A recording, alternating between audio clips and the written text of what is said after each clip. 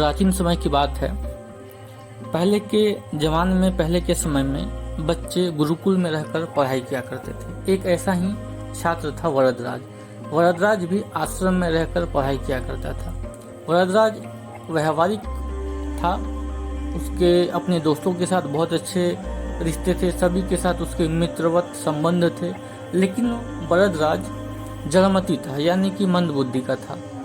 गुरुजी के द्वारा दी गई शिक्षा को बाकी सभी छात्र जल्दी सीख जाते, लेकिन वरदराज काफी मेहनत करता, लेकिन ना ही वो कुछ सीख पाता, ना ही कुछ समझ पाता। उसके इस कंडीशन को देखकर गुरुजी उसे पहली पंक्ति में बैठाने लगे और उसके ऊपर विशेष ध्यान देने लगे। लेकिन इन सब के बावजूद भी वरदराज ना ही कुछ सीख पाया, ना ही कुछ समझ पाया। उसके साथ जो भी स्टूडेंट थे, जो भी विद्यार्थी थे, वे आगे की कक्षा में चले गए, लेकिन वरदराज जहाँ का वहीं रह गया। एक दिन निराश और परेशान होकर गुरुजी ने कहा, वरदराज, तुम्हारे नसीब में पढ़ाई लिखाई नहीं है, यहाँ पर समय बर्बाद करने से कोई फायदा नहीं है, तुम वापस घर की ओर चले जाओ। भारी मन से वरदराज आश्रम को छोड़कर अपने घर की ओर चल पड़ा। रास्ते में वो देखता है एक कुआं है, उसे प्यास लगी थी और वो एक कुएं के पास पानी पीने के लिए जाता है। तभी वो देखता है कुएं के चारों तरफ जो जगत होता है कुआं का, वहां पर एक पत्थर रखा है और पत्थर के ऊपर एक घड़ा रखा है। उस घड़े के, मिट्टी के घड़े के रखने से उस पत्थर पे निशान बन गया है और साथ ही साथ रस्सी से जो पानी निकालते हैं तो रस्सी के बार बार आने जाने से पत्थर पे जगह जगह निशान पड़ गए हैं। यह बात जैसे ही वरदराज ने देखी, तब उसने अपने मन में सोचा कि जब एक मिट्टी का घड़ा एक पत्थर पे निशान बना सकता है, जब एक कोमल से रस्सी पत्थर पे निशान बना सकती है, तो क्या मैं पढ़ाई लिखाई नहीं कर सकता? और ये बात उसने सोची। उसने फिर ठान लिया। वापस वो आश्रम की ओर गया। आश्रम में जाकर उसने गुरुजी से बोला, गुरुजी, मुझे आप एक मौका दीजिए, मैं पढ़ूंगा, मेहनत करूंगा। और वही वरदराज, उसने मेहनत की, आगे जाकर वो एक प्रसिद्ध विद्वान बना। इसी वरदराज ने आगे जाकर लघु सिद्धांत और कुमुदी नाम की किताब लिखी। दोस्तों, इस कहानी से हमें ये शिक्षा मिलती है, कहते हैं कि करत करत अभ्यास जड़मती के होत सुजान, रसरी आवत जात ते सिल पर पड़त निशान।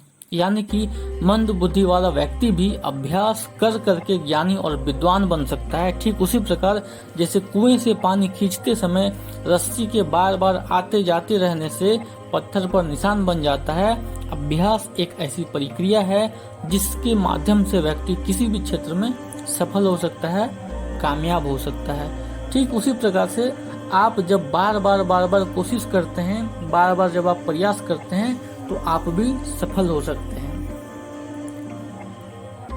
किसी गांव में एक व्यापारी रहता था और उसका भगवान में बहुत ही आस्था था। एक बार व्यापारी किसी दूसरे शहर से अपने घर की ओर लौट रहे थे। बस से उतरकर वो पैदल अपने घर के रास्ते पर जा रहे थे। तभी रास्ते में उसे एक बड़ा सा चमकीला पत्थर दिखा। उस पत्थर की ओर व्यापारी आकर्षित हो गया और उसने सोचा कि क्यों न इसे अपने साथ ले जाया जाए। इस खूबसूरत पत्थर से अपने घर के लिए शानदार भगवान की मूर्ति बनवाऊंगा। व्यापारी ने पत्थर उठा लिया और रास्ते में ही एक प्रसिद्ध मूर्तिकार की दुकान पर रुका और उसे कहा, इस पत्थर की एक खूबसूरत सी देवी की प्रतिमा बना दीजिए। मूर्तिकार ने कहा, ठीक है, बन जाएगी, आप कुछ दिन बाद आकर ले जाइएगा। अब मूर्तिकार ने उस पत्थर को तराशने का काम शुरू किया और अपने औजार लेकर पत्थर को काटने में जुट गया। जैसे ही मूर्तिकार ने पहला वार किया, उसे पता चला कि पत्थर बहुत ही कठोर है। मूर्तिकार ने एक बार फिर से पूरे जोश के साथ प्रहार किया, लेकिन पत्थर टस से मजबी न हुआ। अब तो उसका पसीना छूट गया। वो लगातार हथौड़े से प्रहार करता रहा, लेकिन पत्थर नहीं टूटा। उसने लगातार कई दिनों तक प्रयास किया और अपनी तरफ से उसने 99% मेहनत की, लेकिन पत्थर तोड़ने में वो नाकामयाब रहा। कुछ दिन बाद जब व्यापारी मूर्तिकार से अपनी मूर्ति लेने के लिए आए, तब मूर्तिकार ने उसे सारी बात बताते हुए कहा कि इस पत्थर से तो आपकी मूर्ति नहीं बन पाएगी, क्योंकि ये बहुत ही कठोर है। व्यापारी ये सुनकर बहुत दुखी हुआ और अपना पत्थर लेकर वहां वहां से जाने लगा। आगे जाकर उसने किसी दूसरी दुकान के मूर्तिकार को वही पत्थर दिया और कहा कि आप इसकी मूर्ति बना दीजिए। अब इस मूर्तिकार ने अपने औजार उठाया और पत्थर काटने में जुट गया।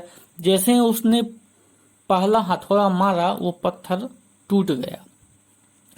चूंकि पत्थर पहले मूर्तिकार की चोट से काफी कमजोर हो गया था, व्यापारी यह देखकर बहुत खुश हो गया और देखते ही देखते मूर्तिकार ने देवी की एक शानदार मूर्ति बना दी।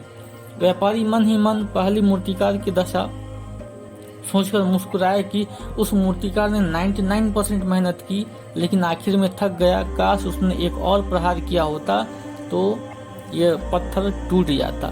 दोस्तों, बहुत बार ऐसा होता है, हम कोशिश करते हैं और अपनी कामयाबी के बहुत करीब होते हैं, बहुत नज़दीक होते हैं, लेकिन हम ये सोचते हैं कि शायद अब हमसे नहीं हो पाएगा और हम वहाँ पर हिम्मत हार जाते हैं, जबकि सफलता वहाँ से कुछ ही दूरी पर होती है।